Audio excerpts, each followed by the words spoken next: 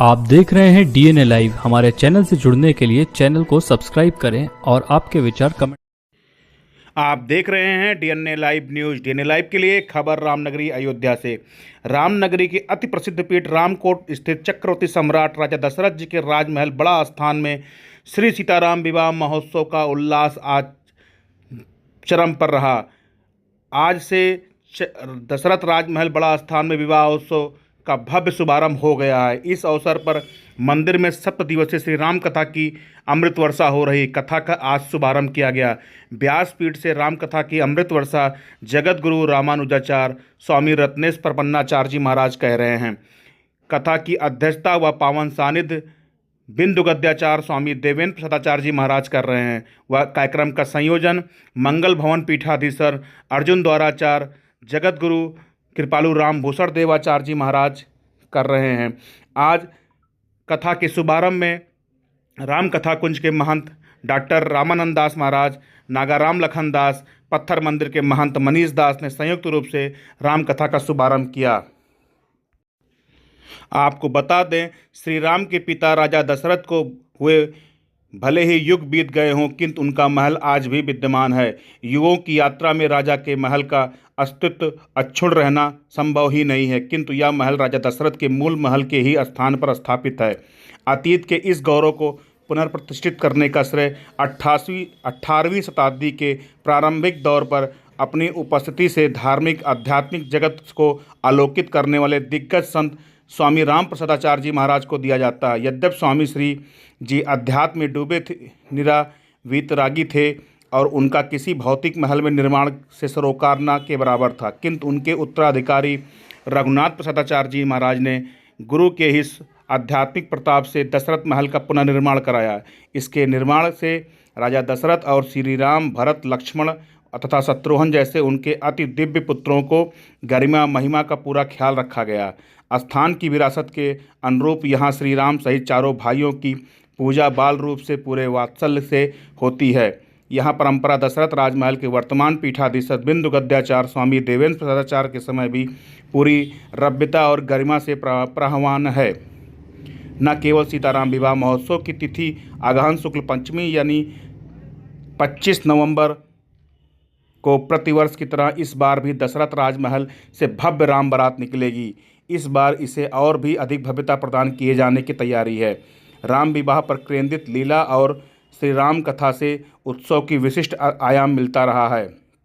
प्रतिवर्ष की तरह इस वर्ष भी श्री सीताराम विवाह महोत्सव की भव्यता सुनिश्चित कराने में लगे बिंदु गद्याचार्य स्वामी देवेंद्र प्रसादाचार्य जी महाराज कहते हैं, श्री राम यहाँ उनकी गरिमा, वात्सल्य और व्यवस्था के साथ स्थापित हैं।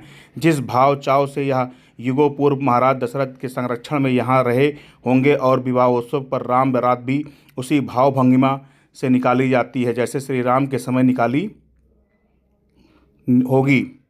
बिंदु गद्याचार्य जी के कृपा पात्र अर्जुन द्वाराचार्य जगत गुरु कृपालु राम भूषण देवाचार्य महाराज कहते हैं कि श्री राम राजाओं के राजा हैं और हम उनका स्मरण पूरे वैभव अर्पित करने के साथ करते हैं। इसी महल के में दशरथ जी को नए सिरे से स्थापित करने वाले स्वामी राम प्रसादाचार्य महाराज को आराध्य को उपलब्ध आचार्य माना जाता है। करीब 300 वर्ष पूर्व उन्होंने अयोध्या में जिस स्थान पर धुनी रमाई वही भूमि थी जहां युगों पूर्व राजा दशरथ का महल था और इस राम जन्मभूमि का भव्य मंदिर बनकर लगभग तैयार हो गया। 25 नवंबर को प्रधानमंत्री नरेंद्र मोदी ध्वजारोहण करेंगे व देश के नाम संबोधन करेंगे। राम मंदिर लगभग बनकर तैयार हो गया है। पूरे अयोध्या में उत्सव और जश्न का माहौल है। चारों तरफ मठ मंदिर सजाए गए हैं और वो भी तब जब यह उत्सव दोगुना हो गया, क्योंकि उसी दिन सीताराम विवाह महोत्सव भी है। पूरे अयोध्या के मठ मंदिर दुल्हन के तरीके से सज रहे हैं। दशरथ राजमहल बड़ा स्थान में इस बार का राम विवाह भव्य और ऐतिहासिक होगा। 26 प्रकार के वाद्य यंत्रों को मंगाया गया है। यह बारात लगभग 2 किलोमीटर की यात्रा होती है। बारात देखने के लिए पूरे भारत से शिष्य परिकर व भक्त अयोध्या आते हैं। महोत्सव के आज शुभारंभ में राम कथा की अमृत वर्षा शुरू हो गई है। कथा को सुनने के लिए रामनगरी के विशिष्ट संत यहाँ पधारते हैं। उनका स्वागत सम्मान दशरथ राजमहल परिवार करता है। व्यासपीठ से कथा की अमृत वर्षा करते हुए जगत गुरु रामानुजाचार्य स्वामी रत्नेश प्रपन्नाचार्य जी महाराज कहते हैं, प्रीति और विश्वास के बिना अध्यात्म के क्षेत्र में कदम नहीं बढ़ाया जा सकता है। गोस्वामी जी ने भवानी पार्वती और भगवान शंकर को क्रमशः श्रद्धा और विश्वास के रूप में प्रतीकित किया है। उन्होंने कहा, हम जानते हैं कि मानस की पूरी राम कथा भगवान शंकर के मुख से कही गई है और भवानी पार्वती ने सुनी है। इसका तात्पर्य यह है कि जब कथा का विश्वास के मुख से यानी विश्वास पूर्वक कही जाए और श्रद्धा से कान के यानी श्रद्धापूर्वक सुनी जाए, तब पूर्ण फलवती होती है। मानस के आरंभ में गोस्वामी जी कथा के लिए ये दो शर्त निर्धारित करते हैं। जगत गुरु जी ने कहा, सचमुच में यह दोनों अत्यंत महत्वपूर्ण है। हम जानते हैं कि मानस में भवानी पार्वती के जन्म का वर्णन है, परंतु शंकर का नहीं। श्रद्धा का जन्म होता है किंतु विश्वास का नहीं। श्रद्धा का जन्म बुद्धि में होता है और विश्वास हृदय का सहज स्वभाव है। बुद्धि प्रत्येक वस्तु को कार्य कारण के आधार पर ही स्वीकार करती है, किंतु हृदय की स्वीकारता के पीछे कोई तर्क नहीं होता है। महोत्सव का उल्लास अपने चरम पर है।